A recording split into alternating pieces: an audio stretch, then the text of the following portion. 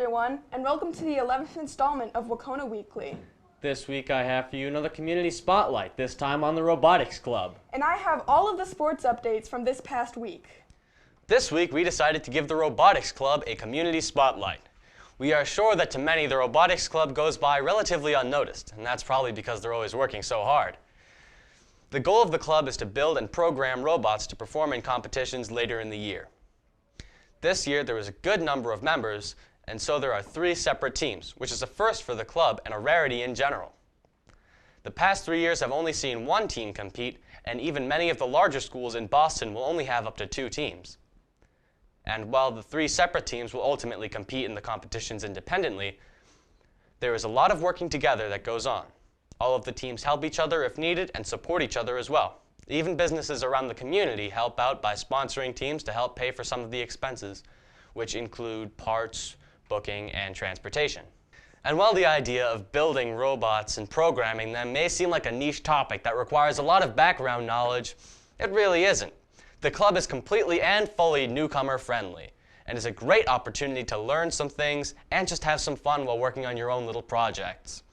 And when the competitions come at the end of the year, you can expect a fun little trip out of the usual environment and a night stay at a hotel with the competition the next day. Robotics meetings are on Mondays and Thursdays after school, which is where you'll see all of the students working diligently on their projects. In addition to this, we decided to talk to coordinator Jeffrey Pike about the upcoming competition to hear more about it.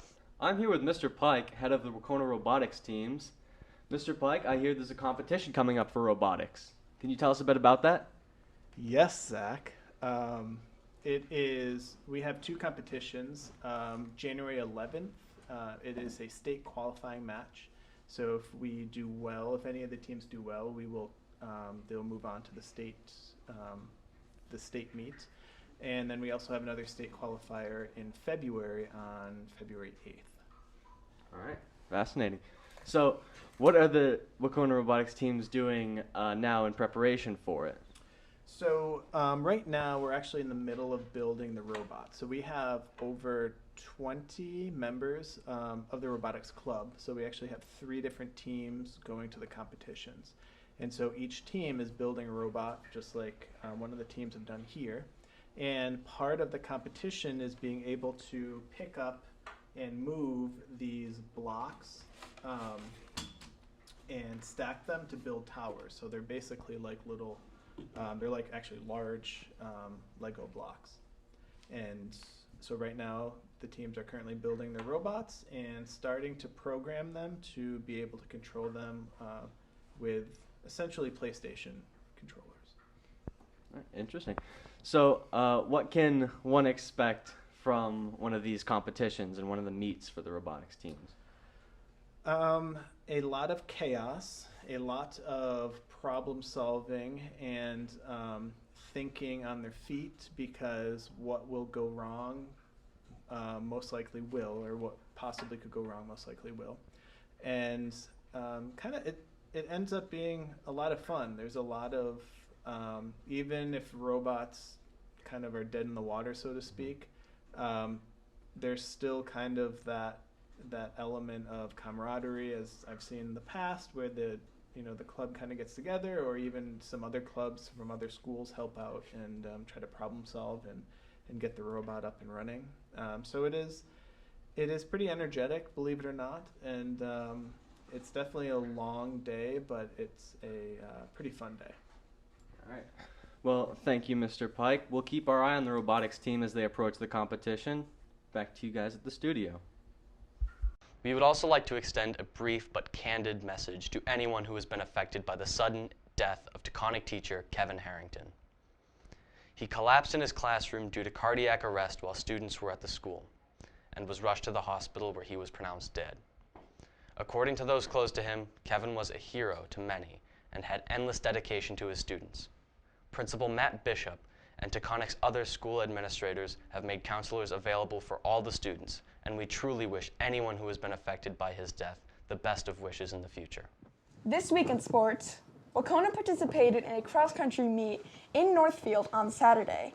Haley Crozier led a strong performance into the race with a time of 20:52.82. In addition to this, multiple cross-country racers will be going east due to their skills shown at the meet. Those students are Haley Crozier, Hayden Kendall, and Olivia Gambaroni of Nessicus Middle School. In soccer, the girls' team lost against Monson on Saturday in a 2-0 match during the quarterfinals of Western Massachusetts Division III tournament. There were notable plays by Noelle Furlong, Chloe Accardi, Michaela Monchecki, and Jillian Cote. The game ended up marking the end of the girls' soccer season, but we are happy to have seen them make it to the tournament. The boys also experienced a loss in soccer as they faced off against Hampshire in the Western Mass tournament on Sunday. The game had a score of 2-0 and featured plays by Colby Lennon, Easton Eberwine, and Kevin Hubin. This marked the end of the road for the boys, but we are also proud of the hard work they've put in this year. In Wahconah cheer, the cheerleading team came in first place of the Pioneer Valley League Championship on Sunday. Here, they earned a nationals qualifying score, just like in all 4 of their competitions so far. From here, they will be moving on to the state championship taking place this weekend at Shrewsbury High School. They hope to do well here and move on to the National High School Cheerleading Championship, and we hope so too. The Wahconah football team also had a match against Hoosick on Friday, which we will be covering in greater detail next week. However, we do have some information about the match now. According to iBerkshires, Wahconah will be fundraising for the program known as Toys for Tots alongside Hoosick. The charity is for young children, in this case, those from the Berkshires who are not able to receive toys for Christmas. Wahconah has helped with the fundraiser last year via the class of 2021. Now the football team is following suit. We wish both sides the best of luck in their fundraising, and we look forward to covering the game. That's all for this week, folks. If you like our show and want to follow it through the rest of the year, please be sure to subscribe to the DCTV YouTube channel. We also have a Twitter, Facebook, and Instagram linked below for those who are interested, as well as a survey link where you can let us know about the events you want us to cover next. We hope you enjoyed this episode. This has been Maddie and Zach bringing you Wahconah Weekly. See you next time.